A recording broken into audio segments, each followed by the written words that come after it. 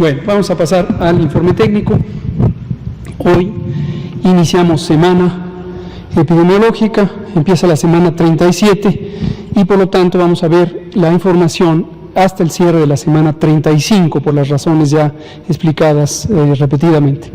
Hoy tenemos 99 días del proceso de tránsito en el esquema de nueva normalidad, lo que implica que guiados por un semáforo de riesgo COVID, las entidades federativas, que son autoridades sanitarias, pueden regular la velocidad a la que van incorporándose personas a la vía pública en la medida en que los elementos estructurales que llevan a que las personas concurran en la vía pública, trabajo y actividades recreativas, por el momento ninguno en el sector educativo, se puedan empezar a incorporar.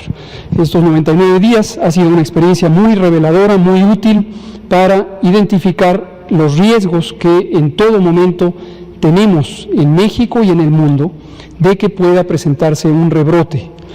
Como conocen y conoce la sociedad mexicana, desafortunadamente en otros países ya se experimentan rebrotes y desde hace varias semanas, aproximadamente 4 semanas, empezó un repunte en el número diario de casos de COVID-19, lamentables defunciones, ocupación hospitalaria, que para algunos de los países es semejante en magnitud a lo que se vivió al inicio de la epidemia en esos mismos países durante el mes de enero, final del mes de enero y el inicio del mes de febrero.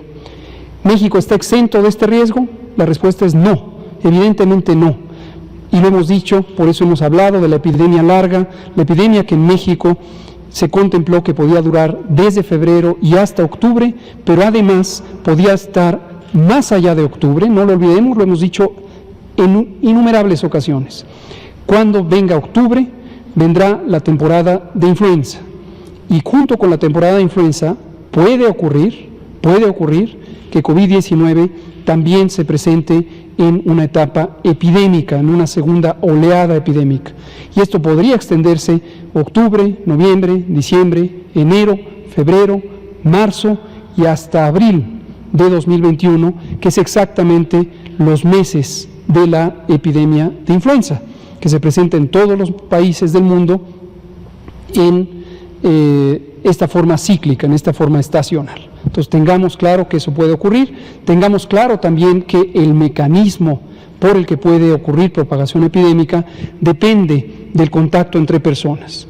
Por lo tanto, como lo decimos todos los domingos, pero también lo repetimos a lo largo de la semana, las medidas de precaución, las medidas de prevención de los contagios del virus SARS-CoV-2, que es el causante de COVID-19, esta enfermedad que aqueja a toda la humanidad, las medidas de prevención son relativamente simples, pero si se cumplen de manera masiva, es decir, todas las personas lo hacen, puede tener un impacto muy positivo para reducir el número de contagios y eventualmente agotar los ciclos epidémicos en todos los países. Repetimos las medidas de prevención, mantener la sana distancia, en todo momento procurar estar a 2 metros de distancia, cuando menos 1,5, de toda persona que nos circunde, toda persona, sea familiar o no familiar, conocida, conocido o una persona completamente desconocida, mantengámonos a 2 metros de distancia. Lavarnos las manos repetidamente, ¿cuánto? 10, 15, 20 veces al día. ¿Parece exagerado? No lo es. Hay que hacerlo repetidamente a lo largo del día. ¿Con qué lavarnos las manos? Con agua y jabón preferentemente. Cuando no está disponible puede usarse una sustancia desinfectante como el alcohol gel de 70%. También el uso de cubrebocas es importante en la medida en que puede evitar la salida de las partículas líquidas que pueden tener el virus provenientes de una persona que tenga la infección por SARS-CoV-2. Y como siempre hacemos la advertencia, no confiarnos en que el cubrebocas es una barrera protectora para que no nos lleguen los virus. Esto no tiene una utilidad suficiente y tampoco la evidencia científica es clara o contundente de que usar cubrebocas para la persona saludable que no quiere infectarse es una garantía de que no se va a infectar. Y es muy importante tenerlo claro porque eso nos permite no confiarnos y entonces relajar las otras medidas, como la sana distancia, como el lavado de manos, porque sentimos que estamos protegidas o protegidos con el cubrebocas. Lo que de ninguna manera debe interpretarse como desestimar o desalentar el uso del cubrebocas. Lo importante es tener conciencia clara de para qué lo usamos. Lo usamos para proteger a las demás personas, no lo usamos para protegernos a nosotros mismos. Pero en una condición como es una epidemia, es importantísimo tener este comportamiento solidario, colectivo, generoso, de protección a las otras personas. Este tema ha sido motivo de gran confusión porque ciertas mentalidades con una visión individualista han insistido en el tema del cubrebocas desde una perspectiva científicamente errónea, como si se tratara de una protección individual, cuando no lo es. Por último, es importante recordar que si tenemos síntomas compatibles con COVID o sugerentes de COVID, fiebre, tos, dolor de garganta, dolor de cabeza, dolor de cuerpo en articulaciones y músculos, cansancio, pérdida del olfato, pérdida del gusto, que es de carácter temporal. Hay otros síntomas, la diarrea, que puede presentarse también en personas con COVID. Estos síntomas, durante todo este tiempo, durante todo este año, y hasta que acabe la epidemia, deben hacer pensar que uno puede tener COVID. Si uno mismo o un familiar tiene estos síntomas, hay que pensar que tiene COVID. ¿Y qué hay que hacer? Tener una precaución adicional, en especial para quienes tienen 60 o más años de edad, quienes tienen ciertas enfermedades crónicas, diabetes, hipertensión, obesidad, enfermedad cardíaca o pulmonar crónicas, inmunosupresión por cualquier causa, uso de medicamentos esteroides, cáncer, uso de quimioterapia, o las personas que viven con VIH y han tenido un deterioro importante del sistema inmune. Todas estas personas, si presentan estos síntomas, deben tener la conciencia de que es muy importante acudir lo más pronto posible a un hospital, a una clínica para ser evaluados. Tenemos los hospitales COVID que han sido designados, han sido reconvertidos y ampliados para este propósito. No se espere, por favor no se espere, porque si se espera, usted puede pensar que hoy no pasa nada, que es una enfermedad que se autolimitará, pero si tiene estas condiciones de riesgo que he mencionado, la edad, las enfermedades crónicas, puede ser que se confíe y el primer día no sienta nada, el segundo tampoco, el tercero, pero quizá en el cuarto día podría tener un daño pulmonar muy importante y ya no hubiera posibilidad de hacer varios de los elementos de manejo médico que hemos comentado aquí y que son muy importantes. En especial, identificar si el daño pulmonar es extenso, hacer un monitoreo de la oxigenación sanguínea con oximetría de pulso, también la hidratación, hay que hidratarnos, 2 litros al día al menos, si se tiene fiebre podrían necesitarse 3 litros de agua libre al día. Controlar correctamente y de manera estricta las enfermedades crónicas, el nivel de azúcar en la sangre en las personas con diabetes, la presión arterial en personas con hipertensión. Y además, proporcionar oxigenación con múltiples técnicas que existen antes de pensar en la intubación. Hay personas que tienen una disminución de la oxigenación sanguínea, pero todavía pueden lograr oxigenación apropiada con otras técnicas que no implican la intubación. Si eso se hace de manera temprana, aumenta la probabilidad de que COVID no sea una enfermedad fatal. Vamos a entrar entonces en el informe técnico. Por favor. Aquí tenemos la curva epidémica, ya conocida por todas y todos. Quien es la primera vez que atiende esta conferencia de prensa, recuerden que la curva epidémica es una representación gráfica del número de personas involucradas en un evento, en este caso de una epidemia, el número de casos de personas enfermas. Lo que vemos por la altura de estas líneas, que le llamamos columnas, y de acuerdo a los números que están aquí, se puede interpretar cuál es el tamaño de esas columnas y que representa el número de personas que se han identificado. ¿Cuándo? En cada una de las semanas que están ilustradas aquí. De modo que este es el tiempo y esta es la cantidad de eventos. Y lo que vemos es 3 secciones donde tenemos personas que tienen los síntomas, se les tomó una muestra de secreciones respiratorias, se analizó en el laboratorio con la técnica correcta, la PCR, y fueron descartadas. Personas que se hizo lo mismo, pero fueron confirmadas, se encontró el virus SARS-CoV-2. Y personas que están aguardando que se les dé el resultado, y esto está en amarillo, y va cambiando semana con semana de acuerdo a la presentación de resultados. Finalmente, ¿cuántas personas son confirmadas comparadas con el total de personas que tienen la enfermedad en una semana específica? Nos da un porcentaje de positividad.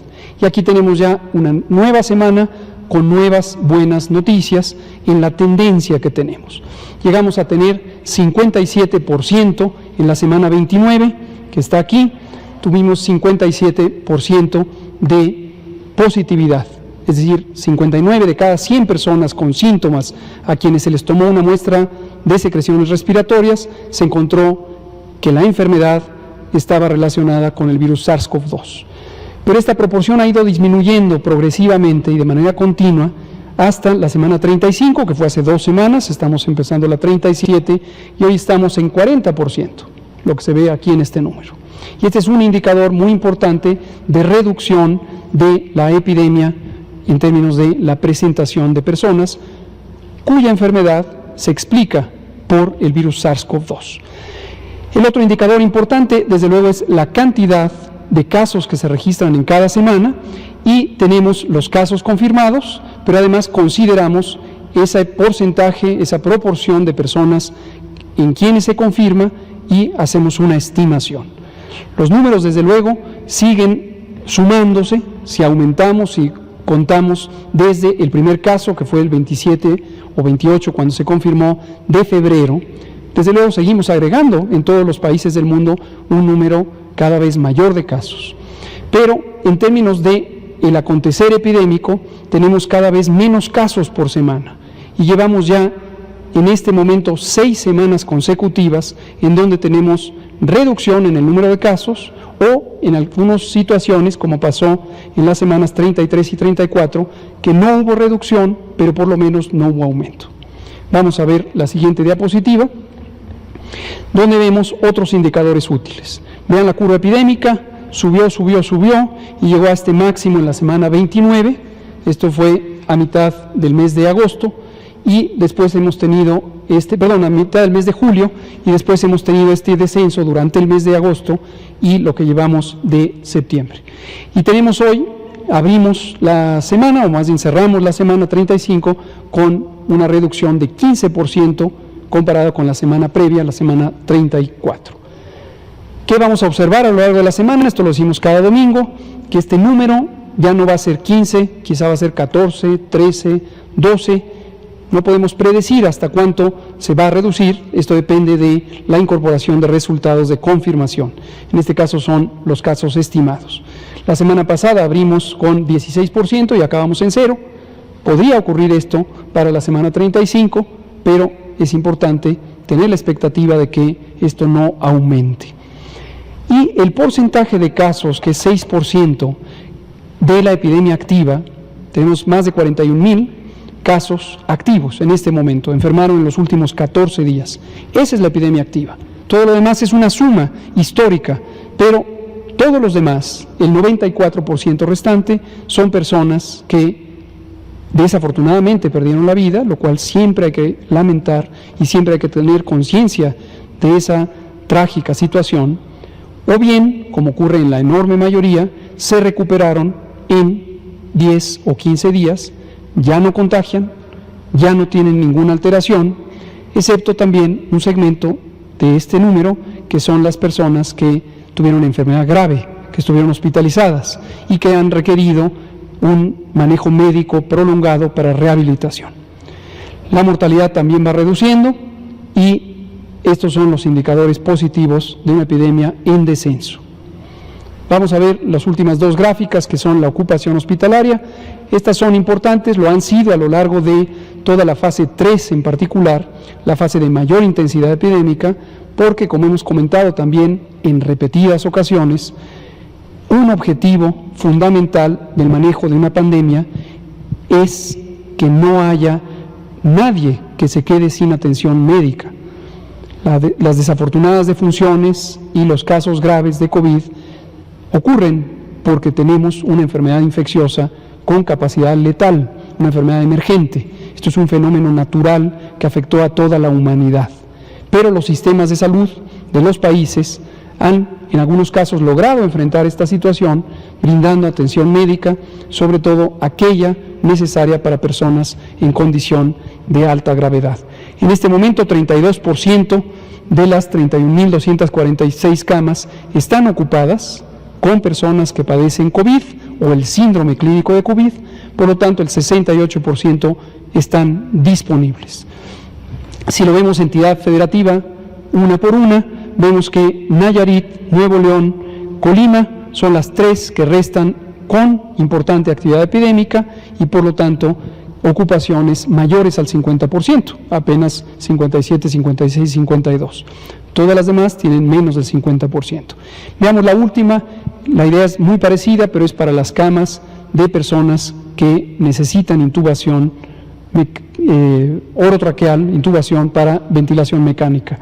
28% de ocupación, 72% de disponibilidad y ninguna entidad federativa, esto es un elemento nuevo también, no había ocurrido que ninguna entidad federativa tuviera una ocupación superior al 50%.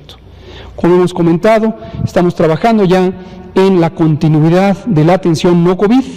La guía se publicará a lo largo de esta semana y esto va a implicar que se reduzca el número de camas disponibles COVID, pero que estén en reserva para poder hacer reconversiones hospitalarias aceleradas en caso de que a partir de octubre tengamos un repunte de COVID o en caso de que ocurra en cualquier otro momento.